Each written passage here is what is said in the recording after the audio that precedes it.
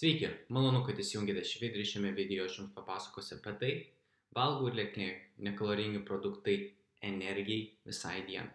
Tai turbūt pastebėjo, kad kartais, kai pradedate laikytis dietos arba nesilaikote dietos, tiesiog gyvenate savo gyvenimo būdą, valgote kažkokius maisto produktus, suvalgius produktą, neturite tos energijos, jaučiate tą tokį energijos trūkumą, tada norite nueiti kažko užkasti dar saldaus, kad turėtumėte energijos atlikti dienos darbus arba būtent ten valgote per visą dieną, nežinau, 3-4 valgius, ten užkandžiauti ir vėlgi neturite tos energijos. Tai ką daryti ir kokius tos produktus valgyti, kad turėtumėte energijos ir taip pat turėtumėte energijos atlikti dienos darbus ir tiesiog, kad gerai jaustumėtės.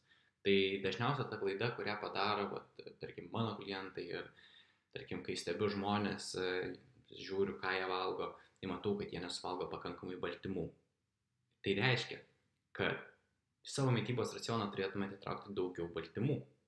Ir tada tie nekaloringi produktai būtų tokie kaip liesa, varškė, liesas jogurtas, liesi mėsos produktai, liesa paukštiena, žuvis, taip pat gali būti riebi žuvis, baltymų milteliai, baltyminiai batonėliai, baltyminiai sausainiai, kiaušiniai. Mes matome, kad jeigu šitos produktus įtraukiam savo mitybos racioną, gauname daugiau baltymų ir tada pageriname organizmo atsistatymą, todėl turime daugiau energijos. Jeigu kiekvieno valgio metu valgom vieną iš tų baltymų šaltinių, mes pasiekėm puikių rezultatų.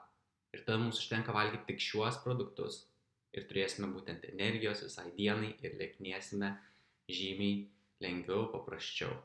Tai yra labai paprastas patarimas, ką turite valgyti, tam, kad sulieknėtumėte ir turėtumėte pakankamai energijos. Tai dėkui, kad išklausėte šį video, tikiuosi video buvo naudingas, o jeigu jums reikia papildomos pagalbos ir norite išmokti, kaip galite susiplanuoti mitybą, o gal paprasčiausiai norite efektyviai sulieknėti, tai drąsiai galite man parašyti asmeninę žinutę, įsigilinsiu jūsų asmeninę situaciją, pažiūrėsime, ką galime padaryti, kad savo tikslus pasiektumėte žymiai greičiau ir kartu mes galime pasiekti tikslus žymiai greičiau.